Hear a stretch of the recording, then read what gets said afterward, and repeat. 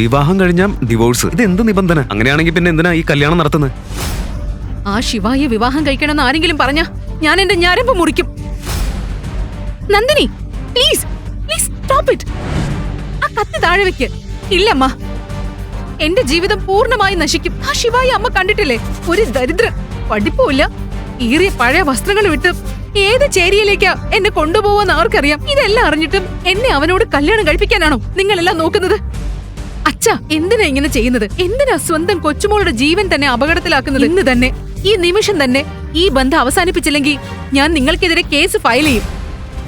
അങ്ങനെയാണെങ്കിൽ ഞാനും ഒരു കേസ് ഫയൽ ചെയ്താലോ നിനക്കെതിരെ? നന്ദിനിയുടെ അച്ഛൻ മരിക്കുന്നതിന് മുൻപ് പുറത്തു വന്ന സത്യം ഓർമ്മയുണ്ടോ? അത് വീണ്ടും പുറത്തു വരാൻ നീ ആഗ്രഹിക്കുന്നില്ലെങ്കിൽ ഈ വിവാഹത്തിന് നീ സമ്മതിക്കണം. നിന്റെ മകളെയും അതിന് തയ്യാറാക്കണം. ഈ കിളവന് ബുദ്ധിയില്ലേ? 101 ആൺകുട്ടികളുടെ വിവാഹാലോചനകളാ അയാൾ നിരസിച്ചത്. ഇയാൾ അയാളുടെ കൊച്ചുമകളെ ഒരിക്കലും വിവാഹം കഴിപ്പിക്കില്ലെന്നാ തോന്നുന്നത്. എന്ത് 100, 500 പേരെയെങ്കിലും നിരസിക്കട്ടെ. ഇത് സാധാരണ വൃദ്ധനല്ല. രാജ്യത്തെ ഏറ്റവും സമ്പന്നനായ വ്യക്തി, ബജാജ് ഇൻഡസ്ട്രീസിന്റെ ഉടമ മുകേഷ് ബജാജ്. അയാളുടെ കൊച്ചുമകളുടെ വിവാഹ ദിവസം ലോകം മുഴുവൻ നോക്കി നിൽക്കുക. മാഡം, ഇത്തവണ ഞാൻ നന്ദിനിക്കായി കൊണ്ടുവന്നിരിക്കുന്ന ആലോചനകള് നിങ്ങൾക്ക് ഉറപ്പായും ഇഷ്ടപ്പെടും. മുകേഷ് ബജാജ് തന്റെ കൊച്ചുമോളിനായി വന്ന ഏറ്റവും വലിയ പേരുകളെ പോലും നിരസിച്ചതോടെ അയാൾ യഥാർത്ഥത്തിൽ എന്താണ് ആഗ്രഹിക്കുന്നതെന്ന് അറിയാൻ എല്ലാവരും ആകാംക്ഷയോടെ കാത്തിരുന്നു. അച്ഛാ, ഇതൊന്ന് നോക്ക്.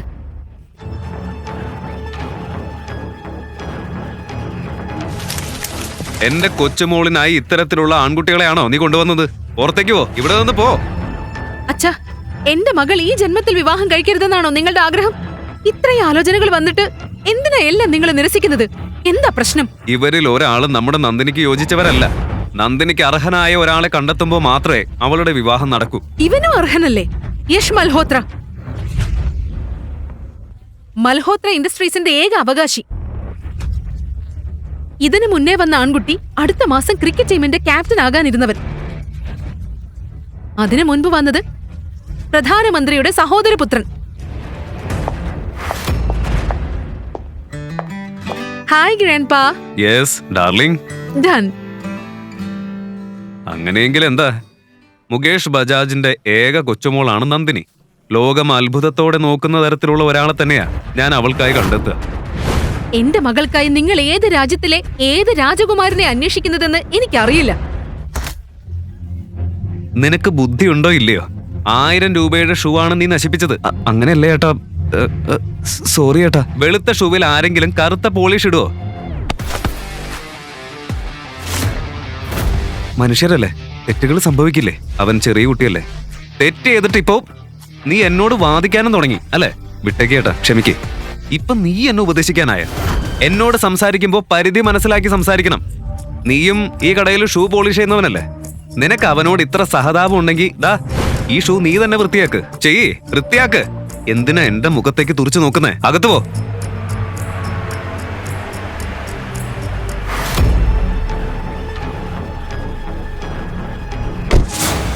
മുകേഷ് ജി, നിങ്ങളിവിടെ എന്താ വേണ്ടത്? മിസ്റ്റർ ശിവായ്, ഞാൻ മുകേഷ് ബജാജ്, നഗരത്തിലെ ഏറ്റവും വലിയ കൺസ്ട്രക്ഷൻ കമ്പനിയായ ബജാജ് കൺസ്ട്രക്ഷന്റെ ഉടമ. ശിവായ്, നിങ്ങൾ എന്റെ കൊച്ചുമോളായ നന്ദിനിയെ വിവാഹം കഴിക്കൂ പ്ലീസ്. ശരി, പക്ഷെ എന്തിനാ ഇങ്ങനെ ചെയ്യുന്നത്? പിന്നെ നിങ്ങളുടെ കൊച്ചുമോൾ എന്നെ പോലെ ഒരു ഷൂ പോളിഷ് ചെയ്യുന്നവന് എന്തിനു വിവാഹം കഴിക്കണം? ഇതെല്ലാം ഇവിടെ എല്ലാവർക്കും മുന്നിൽ പറയാൻ പറ്റില്ല. എന്നോടൊപ്പം വരൂ പ്ലീസ്. ശിവായ്, നീ യഥാർത്ഥത്തിൽ ആരാണെന്ന് എനിക്കറിയാം. നീ എന്തിനാണ് ഷൂ പോളിഷ് ചെയ്യുന്നവനെ പോലെ ജീവിക്കുന്നതെന്നും എനിക്കറിയാം. എന്ത്? പക്ഷെ ഇതൊക്കെ നിങ്ങൾക്കെങ്ങനെ അറിയാം? ബാക്കിയെല്ലാം ദാ ഇതിലുണ്ട്.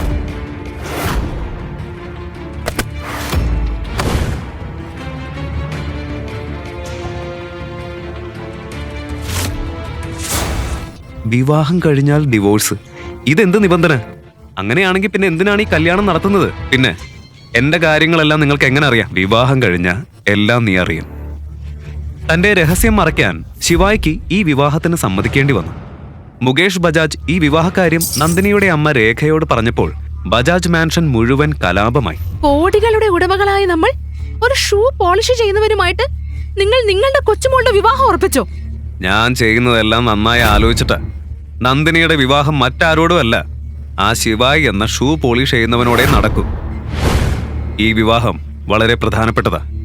ഈ വിവാഹത്തിന് ശേഷം നന്ദിനിയുടെ ജീവിതം ഒരു രാത്രിയിൽ തന്നെ മാറും. മാറില്ല, നശിക്കും, എല്ലാം തകർന്നു പോകും. അച്ഛാ, നിങ്ങൾക്ക് എന്താ ഇത് മനസ്സിലാവാത്തത്?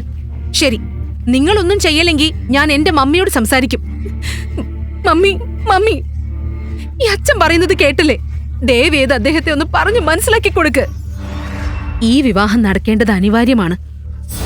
ഞാൻ നമ്മുടെ പൂജാരിയെ കൊണ്ട് അവരുടെ ജാതകങ്ങൾ നോക്കിച്ചു. ആ ചെക്കൻ നന്ദിനിയുടെ ജീവിതത്തിലേക്ക് വരുന്നത് യാദൃശ്ചികമല്ല. ഈ ബന്ധം ദൈവം തന്നെ തീരുമാനിച്ചതാ. മമ്മി, നിങ്ങൾ എന്താ പറയുന്നത്? ജാതകത്തിൽ എഴുതിയതെല്ലാം നമ്മൾ അംഗീകരിക്കണോ? ശരി, നിങ്ങൾ പോലും എനിക്ക് പിന്തുണ നൽകുന്നില്ലെങ്കിൽ ശരി, ഈ വിവാഹത്തിൽ നിന്ന് എന്റെ മകളെ ഞാൻ ഒറ്റയ്ക്ക് രക്ഷിക്കും. ആ ശിവായിയെ വിവാഹം കഴിക്കണമെന്ന് ആരെങ്കിലും പറഞ്ഞാ ഞാൻ എന്റെ ഞരമ്പ് മുറിക്കും. Nandini, Nandini, please please stop it. ആ കത്തി താഴെ വെക്ക്. ഇല്ലമ്മ, എന്റെ ജീവിതം പൂർണ്ണമായും നശിക്കും. ആ ശിവായി അമ്മ കണ്ടിട്ടില്ലേ? ഒരു ദരിദ്ര, പഠിപ്പുമില്ല, കീറിയ പഴയ വസ്ത്രങ്ങൾ വിട്ട് ഏത് ചേരിയിലേക്ക് എന്നെ കൊണ്ടുപോവാന്ന് ആർക്കറിയാം? ഇതെല്ലാം അറിഞ്ഞിട്ട് എന്നെ അവരെ കല്യാണം കഴിപ്പിക്കാനാണോ നിങ്ങളെല്ലാം നോക്കുന്നത്? ഇല്ല ഇല്ല നന്ദിനി, നീ എവിടെയും പോകണ്ട. വിവാഹത്തിന് ശേഷം ശിവായി നമ്മളോടൊപ്പം ഇവിടെ താമസിക്കും. നിന്റെ ആഡംബരങ്ങളൊന്നും വിട്ടു നൽകേണ്ടതില്ല. ഇല്ല, എങ്കിലും ഞാൻ അവരെ വിവാഹം കഴിക്കില്ല. മുത്തച്ഛൻ എന്നെ നിർബന്ധിച്ചാൽ ഞാൻ എന്റെ ജീവൻ തന്നെ അവസാനിപ്പിക്കും. Stop it, stop it. ഒരു മിനിറ്റ്, ഞാൻ പറഞ്ഞു മനസ്സിലാക്കാം. അച്ഛാ, എന്തിനാ ഇങ്ങനെ ചെയ്യുന്നത്? എന്തിനാ സ്വന്തം കൊച്ചുമോളുടെ ജീവൻ തന്നെ അപകടത്തിലാക്കുന്നത്? ഇന്ന് തന്നെ, ഈ നിമിഷം തന്നെ ഈ ബന്ധം അവസാനിപ്പിച്ചില്ലെങ്കിൽ ഞാൻ നിങ്ങൾക്കെതിരെ കേസ് ഫയൽ ചെയ്യും. അങ്ങനെയാണെങ്കിൽ ഞാനും ഒരു കേസ് ഫയൽ ചെയ്താലോ? നിനക്കെതിരെ? നന്ദിനിയുടെ അച്ഛൻ മരിക്കുന്നതിന് മുൻപ് പുറത്തു വന്ന സത്യം ഓർമ്മയുണ്ടോ? അത് വീണ്ടും പുറത്തു വരാൻ നീ ആഗ്രഹിക്കുന്നില്ലെങ്കിൽ ഈ വിവാഹത്തിന് നീ സമ്മതിക്കണം. നിന്റെ മകളെയും അതിന് തയ്യാറാക്കണം. മുകേഷ് ബജാജ് പറഞ്ഞ ഈ ഒരൊറ്റ മുന്നറിയിപ്പ് രേഖയെ പൂർണ്ണമായും മൗനത്തിലാക്കി. അവൾ നന്ദിനിയെയും കൂട്ടി അവിടെ നിന്ന് പോയി. എന്താ ഇവിടെ നടക്കുന്നത്? സമയാവുമ്പോ രേഖയോട് എല്ലാം ഞാൻ പറയും. ആദ്യം ഈ വിവാഹം നടക്കട്ടെ. ഇനി ഈ വിവാഹം തടയാൻ ആർക്കും കഴിയില്ല. വിവാഹത്തിന്റെ യഥാർത്ഥ സത്യം അറിയാതെ രേഖയും നന്ദിനിയും സമ്മതം മൂളി. വിവാഹ ദിനം അടുത്തു വന്നു. പക്ഷേ അതുവരെ നന്ദിനി ഒരിക്കൽ പോലും ശിവായിയെ നേരിൽ കണ്ടിരുന്നില്ല. ഈ കാര്യം ശിവായിയെ ഉള്ളിൽ നിന്ന് തകർക്കുകയായിരുന്നു. നാളെ ഞങ്ങളുടെ വിവാഹം, പക്ഷെ ഞങ്ങൾ ഇതുവരെ ശരിക്കും സംസാരിച്ചിട്ട് പോലുമില്ല. എന്റെ കോളിനും മെസ്സേജിനും അവള് മറുപടി പോലും തരുന്നില്ല. നന്ദിനി എന്നെ സ്വീകരിക്കാൻ തയ്യാറില്ലെന്ന് പോലെ എനിക്ക് തോന്നുന്നത്. വിവാഹം നടന്നാ മതി, നന്ദിനി നിന്നെ സ്വീകരിക്കും. നിങ്ങൾ എന്താ പറയുന്നത്? നന്ദിനി സ്വന്തം ഇഷ്ടപ്രകാരം വിവാഹം കഴിക്കുകയാണെന്ന് നിങ്ങൾ തന്നെയല്ലേ പറഞ്ഞത്?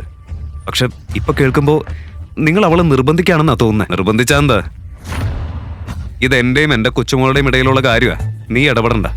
മുകേഷ് ജി, എന്റെ കുടുംബത്തിന്റെ സമ്മർദ്ദം കൊണ്ട് ഞാൻ ഇവിടെ നിൽക്കുക. അല്ലാതെ ഞാൻ അശക്തനായതുകൊണ്ടാണെന്ന് നിങ്ങൾ വിചാരിക്കരുത്. ഓഹോ, ഇത്രയ്ക്ക് അഹങ്കാരോ? ശരി, എങ്കിൽ നീ വിവാഹം വേണ്ടെന്ന് വെച്ചോ. പക്ഷെ പിന്നെ നീ ഒരു ഷൂ പോളിഷ് ചെയ്യുന്നവനല്ല. യഥാർത്ഥത്തിൽ നീ മറ്റൊരാളാണെന്ന് ഞാൻ എല്ലാവരോടും പറയും. മുകേഷ് ബജാജ് അങ്ങനെ ഒരു വല വിരിച്ചിരുന്നത് കൊണ്ട് അതിൽ നിന്ന് ആർക്കും രക്ഷപ്പെടാനായില്ല. അടുത്ത ദിവസം മനസ്സില്ലാ മനസ്സോടെ ബജാജ് കുടുംബത്തിലെ ഏക മകൾ ഷൂ പോളിഷ് ചെയ്യുന്ന ശിവായിയെ വിവാഹം കഴിച്ചു.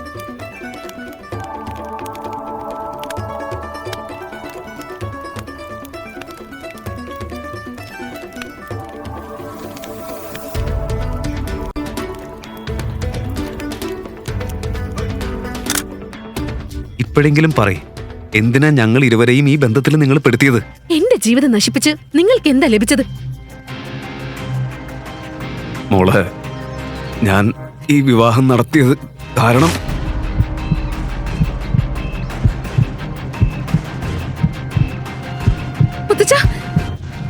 എന്താ നടക്കുന്നത്? മുത്തച്ഛ, എന്തു പറ്റി? ശിവായ്, ശിവായ് എന്തെങ്കിലും ചെയ്. എന്താ സംഭവിക്കുന്നത്? എഴുന്നേൽക്ക് മുത്തച്ഛ, പ്ലീസ് എഴുന്നേൽക്ക്. നന്ദിനി, നിന്റെ മുത്തശ്ശൻ ഇനിയില്ല. പക്ഷേ അദ്ദേഹത്തിന്റെ മരണത്തിന് പിറ്റേ ദിവസം മുതൽ തന്നെ ശിവായിയുടെ ദുർദിനങ്ങൾ തുടങ്ങി. നന്ദിനിയും അവളുടെ അമ്മയും അവനെ തുടർച്ചയായി അപമാനിച്ചു. ചിലപ്പോൾ ശിവായിയെ പാത്രം കഴുകിപ്പിച്ചു, ചിലപ്പോൾ നിലം തുടപ്പിച്ചു. ഒരു ദിവസം നന്ദിനിയുടെ പഴയ കോളേജ് സുഹൃത്ത് റിയ വീട്ടിലെത്തി. നന്ദിനി, വീട്ടിലെ പുതിയ ജോലിക്കാരനെ വെച്ചോ? എന്താ, നന്ദിനിയുടെ ഭർത്താവോ? നന്ദിനി, നീ വീട്ടിലെ ജോലിക്കാരനെ ആരും അറിയാതെ വിവാഹം കഴിച്ചോ? Very funny. എന്റെ വിധിയെ കളിയാക്കുന്നത് നിർത്ത്. ഈ ദരിദ്രനോട് നിനക്ക് ഡിവോഴ്സ് വാങ്ങിക്കൂടെ? എന്റെ മുത്തച്ഛന്റെ നിബന്ധനയാ അത്. എനിക്ക് ഇവനോട് ഡിവോഴ്സ് വാങ്ങാൻ പറ്റില്ല. അതിവിടെ ഇതൊക്കെ വരുത്തി വെച്ച് മുത്തച്ഛൻ പോയി. കമ്പനിയുടെ അവസ്ഥയാണെങ്കിൽ പറയണ്ട, അത്രയും മോശമായ അവസ്ഥയോ. എനിക്ക് അടിയന്തരമായിട്ട് 5 കോടി രൂപ വേണം. അയ്യോ, അങ്ങനെയെങ്കിൽ യഷിനോട് സംസാരിക്ക്. നിനക്ക് ഓർമ്മയില്ലേ, നമ്മുടെ കോളേജിലുണ്ടായിരുന്നു. ഇപ്പൊ അവൻ ഇൻഡസ് ഗ്രൂപ്പിന്റെ ഉടമയല്ലേ. നിന്റെ കോളേജ് കാലം മുതൽ അവന് നിന്നോടൊരു ക്രഷ് ഉണ്ടായിരുന്നു, ഓർമ്മയില്ലേ? റൈറ്റ്. മുമ്പും ചെറിയ കാര്യങ്ങളിൽ യാഷ് നന്ദിനിയെ സഹായിച്ചിരുന്നു. കാര്യമെന്തെന്നാൽ സഹായത്തിന്റെ മറവിൽ യാഷ് അവളോട് ഫ്ലേർട്ട് ചെയ്യുന്നതും അവന് അവളോട് തെറ്റായ ഉദ്ദേശമുള്ളതും നന്ദിനിക്ക് അറിയാമായിരുന്നു. പക്ഷേ തന്റെ കരിയർ മുന്നോട്ടു പോകാൻ ആ സഹായം ആവശ്യമായതിനാൽ അവൾ അതെല്ലാം അവഗണിച്ചു. യാഷുമായുള്ള മീറ്റിംഗ് ഫിക്സ് ആയ ദിവസം ശിവായി തന്നെയാണ് അവളെ കാറിൽ ഓഫീസിലേക്ക് കൊണ്ടുപോയത്. ഹലോ നന്ദിനി, നീ എന്താ ഇത്ര വൈകിയേ? കുഴപ്പമൊന്നുമില്ലല്ലോ, all okay? All okay. I am so sorry, ട്രാഫിക്കിൽ കുടുങ്ങിയതാ. കുഴപ്പമില്ല, ഇറ്റ്സ് ഓക്കെ. വരൂ. അതിരിക്കട്ടെ, ഇവരാര്? നിന്റെ ഡ്രൈവറാണോ? ഞാൻ നന്ദിനിയുടെ ഭർത്താവാ, ശിവായി. ഓ, ഭർത്താവോ? Husband? Hi, I am sorry Shivaay. Nandini വിവാഹം കഴിച്ചത് എനിക്ക് അറിയില്ലായിരുന്നു. അതിരിക്കട്ടെ, നിങ്ങൾ എന്ത് ജോലി ചെയ്യുന്നു? എന്താണ് ബിസിനസ്? സത്യത്തിൽ എനിക്ക് ജോലിയില്ല. ഞാൻ അങ്ങനെ അധികം പഠിച്ചിട്ടില്ല. അതുകൊണ്ട് ഈ ദരിദ്രന് നന്ദിനിയെ പോലെ ഒരു പെൺകുട്ടിയെ കിട്ടിയല്ലോ. വാവ്. എങ്കിലും എനിക്ക് തന്നെയാ ഗുണം. അവളെ വശീകരിക്കാൻ ഇയാളെ കുറച്ച് പണം കാണിച്ചാൽ മതി. അയ്യോ, അത് കുഴപ്പമില്ല. നന്ദിനിക്കായി ഇത്രയെങ്കിലും ചെയ്യാൻ എനിക്ക് കഴിയില്ലേ? ഞങ്ങളുടെ കമ്പനിയിൽ ഒരു ഒഴിവുണ്ട്. പറയൂ, നീ ജോലി ചെയ്യോ? പേടിക്കണ്ട, നീ നന്ദിനിയുടെ ഭർത്താവല്ലേ. നിനക്ക് നല്ലൊരു ജോലി ഞാൻ തരാം. ഓ ഷിറ്റ്, ഞാൻ സോറി നന്ദിനി. എനിക്കിപ്പോ ഒരു അത്യാവശ്യ മീറ്റിംഗ് ഉണ്ട്, അതിന് പോയേ പറ്റൂ. നമുക്ക് നാളെ കാണാം. ശരി, ബൈ ബൈ.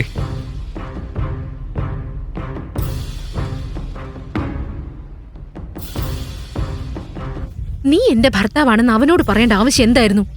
ജോലി ഇല്ലെന്ന് വരെ പറഞ്ഞല്ലോ. ഇതെല്ലാം പറഞ്ഞിട്ടും അവൻ ജോലി ഓഫർ ചെയ്തപ്പോ നീ എന്തുകൊണ്ട് സമ്മതിച്ചില്ല?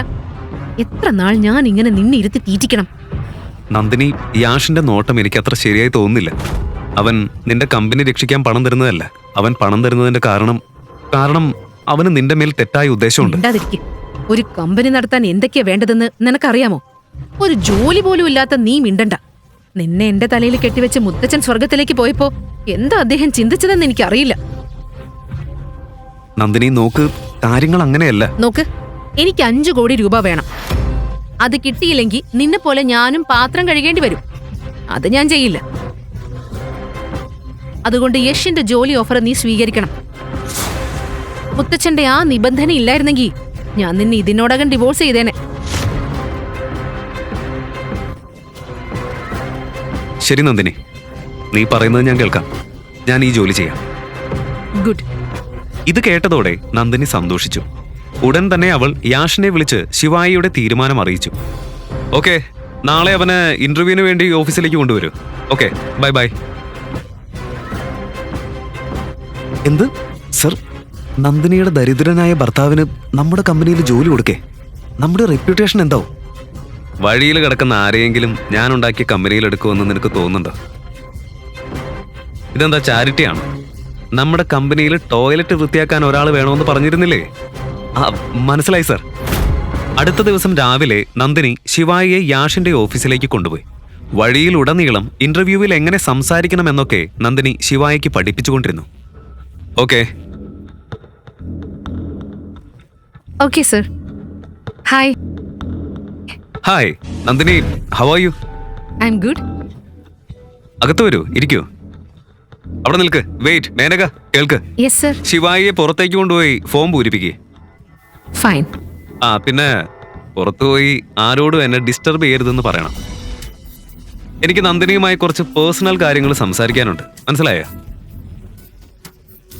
ഇതെല്ലാം കണ്ട് ശിവായിക്ക് ദേഷ്യം വരുന്നുണ്ടായിരുന്നു. പക്ഷെ നന്ദിനിക്കായി അവൻ മൗനം പാലിച്ചു. ഇതിൽ നിന്റെ ഡീറ്റെയിൽസ് പൂരിപ്പിച്ച് ഇതിൽ സൈൻ ചെയ്. മാം, ഇതിലെവിടെയാ സൈൻ ചെയ്യേണ്ടത്? വിവരമില്ലേ? കാണുന്നില്ലേ? ഇവിടെയാ സൈൻ ചെയ്യേണ്ടത്.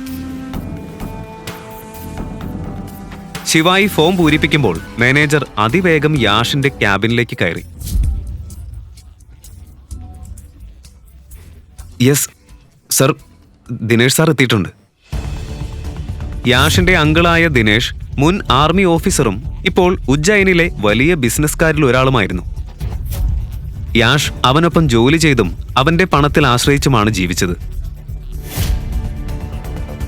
നന്ദിനി, നമുക്ക് പോണം, വാ.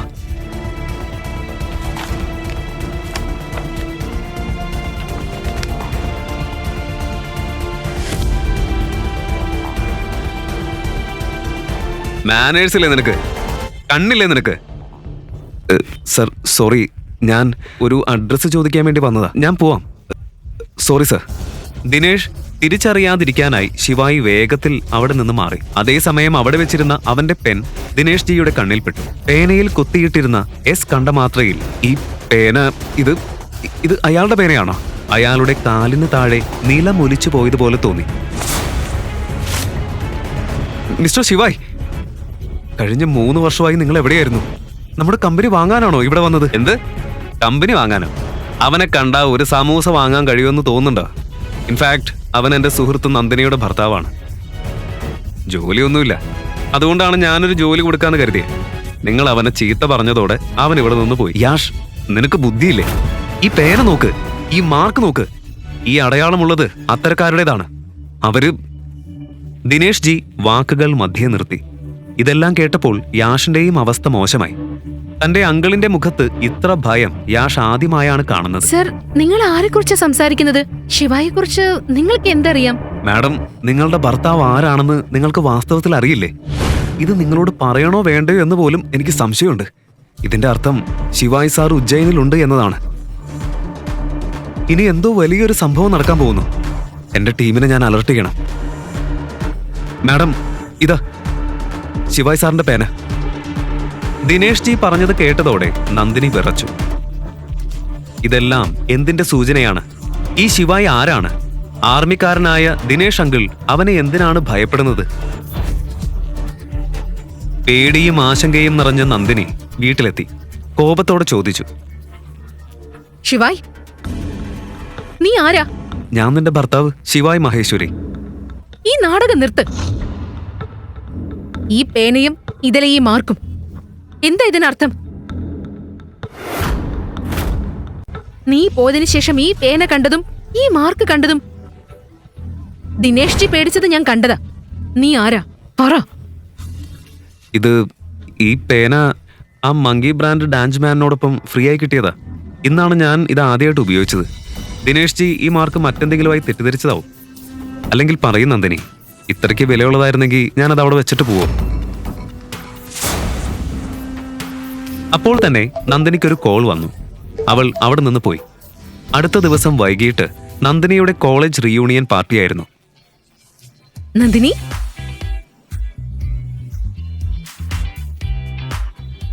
U are looking so pretty tonight. ഒരു ജ്വല്ലറി പോലും ഇടാൻ കഴിയാത്ത അത്രയും തിരക്കായിരുന്നോ നിനക്ക്? അയ്യോ സോറി, ഞാൻ മറന്നു. നിന്റെ ഭർത്താവിന് നിനക്കൊരു ചെരുപ്പ് വാങ്ങിത്തരാൻ പോലും കഴിവില്ല അല്ലേ? പിന്നെയല്ലേ നെക്ലേസ്.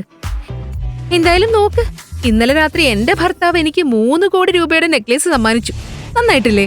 കഴിഞ്ഞ കുറേ ദിവസങ്ങളായി നന്ദിനിയുടെ കമ്പനി വലിയ നഷ്ടത്തിലായിരുന്നു. ഒരു ഇൻവെസ്റ്ററെ അവൾ തിരയുകയായിരുന്നു. കോളേജ് കാലത്ത് അവളോട് ഫ്ലേർട്ട് ചെയ്തിരുന്ന സമ്പന്നനായ ദേവും ഈ പാർട്ടിയിൽ എത്തിയിരുന്നു. അവനോട് തന്നെ നിക്ഷേപം ചോദിക്കാം എന്ന ചിന്ത അവളുടെ മനസ്സിൽ വന്നു.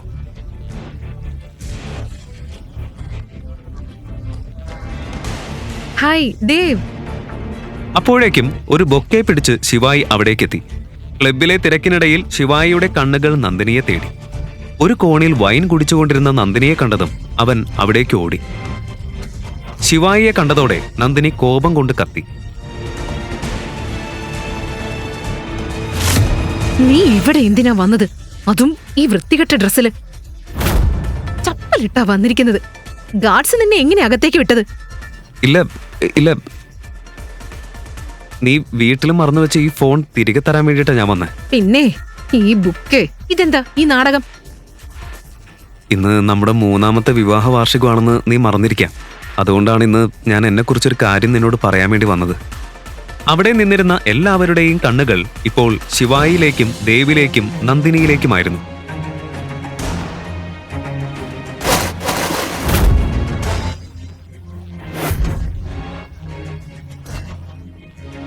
Let's dance. നന്ദിനി, ഒന്ന് കേൾക്ക്. ഞാൻ മുഴുവൻ സത്യവും പറഞ്ഞു തരാം. നീ ഈ പൂക്കൾ കണ്ടോ? എന്റെ ജീവിതത്തിൽ നിനക്ക് അത്ര വിലയേ ഉള്ളൂ. ഇറങ്ങിപ്പോയി വിടുന്നു. നന്ദിനി, എന്റെ കൂടെ വാ. ഏയ്, ഇതെന്താ ഈ ബഹളം? Nandini baby, relax. നിന്റെ ഭർത്താവ് ഒന്നിനും കൊള്ളാത്തവനാ. ഞാനങ്ങനെയല്ല. പറയ്, നിനക്ക് എത്ര പണം വേണം? 1 കോടി, 2 കോടി, 10 കോടി?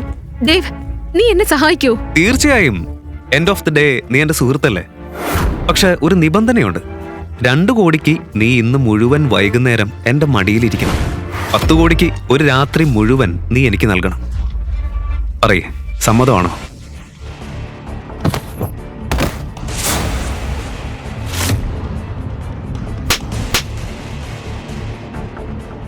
നീ എന്താ ചെയ്തത്? നിനക്ക് ബുദ്ധിയില്ലേ മണ്ട? ശിവായ്, നീ എന്താ ചെയ്തത്? ഈ പാവ എന്നെ സഹായിക്കാനാ വന്നത്. ഇപ്പൊ തന്നെ നീ അവനോട് മാപ്പ് പറയണം. മാപ്പ് പറ. മാപ്പോ? എന്റെ ചെരുപ്പ് പോലും അവനോട് മാപ്പ് പറയില്ല. നന്ദിനി, നീ എന്റെ കൂടെ വാ. ഇവിടെ ശിവായി മഹേശ്വരി ആരാ? ഞാനാണ് ശിവായി മഹേശ്വരി.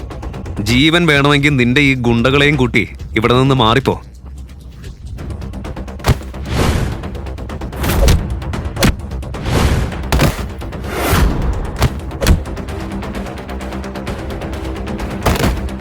ഏയ്, ഈ കുട്ടിക്കളി നിർത്ത്. ഒരാളല്ല, നിങ്ങളെല്ലാവരും ഒരുമിച്ച് വരൂ. മഹാകാലാണ് സത്യം. ഇന്ന് നിങ്ങളിൽ ഒരാളും സ്വന്തം കാലിൽ ഇവിടെ നിന്ന് മടങ്ങിപ്പോവില്ല.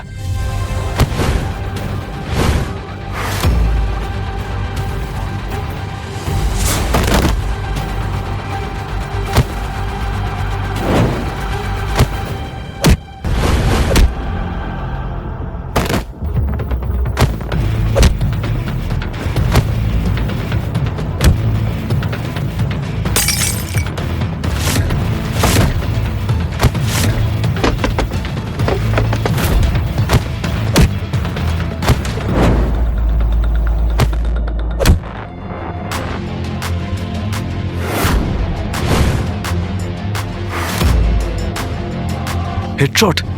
എന്ത് തരത്തിലുള്ള സ്ക്വാഡിനെ നീ അയച്ചത്? എല്ലാം തീപ്പെട്ടിക്കോല് പോലെ വീണ് കിടക്ക. എന്ത്? ഇവരെന്റെ ഏറ്റവും അപകടകാരികളായ ആളുകളായിരുന്നു.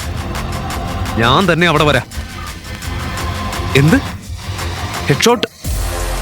ദൈവമേ, അവൻ അണ്ടർവേൾഡിലെ ഏറ്റവും വലിയ ഗുണ്ടയാ. അവന്റെ കണ്ണ് ഒരാളിൽ വീണ് കഴിഞ്ഞാ അവന്റെ നാളുകൾ തീർന്നതായേ കണക്കാക്കാൻ പറ്റൂ. കുറച്ചുകൂടി കാത്തിരിക്കേ. അവന്റെ അവസാനം അടുത്തിരിക്ക. കുറച്ചു നേരം കഴിഞ്ഞപ്പോൾ പാർട്ടിക്ക് പുറത്തേക്ക് 10 ജീപ്പുകളുടെ ഒരു കോൺവോയ് എത്തി. അകത്തു നിന്നവരുടെ ശ്വാസം പോലും നിലച്ചുപോയി. ഹെഡ്ഷോട്ട് ക്ലബിനുള്ളിലേക്ക് കയറി. ദേവ് കണ്ണുകൊണ്ട് ശിവായിയെ കാണിച്ചു. ഹെഡ്ഷോട്ട് ഉടൻ തന്നെ തന്റെ തോക്കെടുത്ത് ശിവായിയിലേക്ക് ചൂണ്ടി. അനങ്ങിപ്പോരുത്. എന്റെ പേര് ഹെഡ്ഷോട്ട്. ഇന്നുവരെ എന്റെ ലക്ഷ്യം തെറ്റിയിട്ടില്ല. നിങ്ങളെല്ലാവരും പാർട്ടി ആസ്വദിക്കുക. ഇയാളെ ഞാൻ എന്റെ താവളത്തിലേക്ക് കൊണ്ടുപോയി തീർക്കാം. പക്ഷേ അവന്റെ ശരീരത്തിലെ ഓരോ അസ്ഥിയും ഞാൻ തകർക്കുന്നില്ലെങ്കിൽ പിന്നെ പറയാം. നിമിഷങ്ങൾക്ക് മുൻപ് ഗുണ്ടകളോട് പോരാടിക്കൊണ്ടിരുന്ന ശിവായി അവിടെ തന്നെ അനങ്ങാതെ നിന്നു. ഹെഡ്ഷോട്ടിന്റെ ആളുകൾ ശിവായിയെ പിടിച്ചുകെട്ടി കൂട്ടിക്കൊണ്ടുപോയി. നന്ദിനിയും ദേവും അവരുടെ പിന്നാലെ പോയി.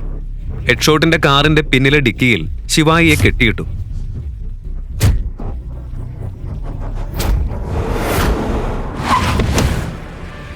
കാർ ആളൊഴിഞ്ഞ കാടിന്റെ നടുവിലെത്തി. ഡിക്കി തുറന്നതും എല്ലാവരുടെയും മുഖം വെളുത്തുപോയി. ശിവായി അവിടെയില്ല.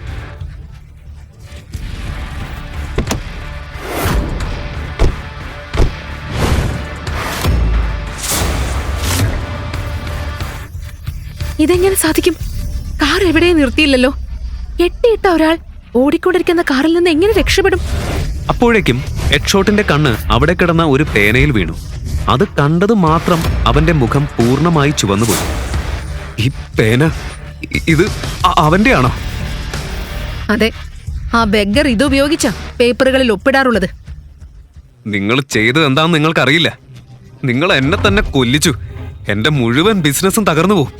നിങ്ങൾക്കും ജീവൻ രക്ഷിക്കണമെങ്കിൽ ഉടൻ എവിടെയെങ്കിലും പോയി ഒളിച്ചോ. കാരണം ഇനി നിങ്ങളെയും വെറുതെ വിടില്ല. കഥയുടെ ബാക്കി അറിയാൻ അടുത്ത എപ്പിസോഡ് കേൾക്കൂ. മിസ്റ്റർ ശിവ പോക്കറ്റ് FM ആപ്പിൽ മാത്രം. Download pocket FM app. Link in description.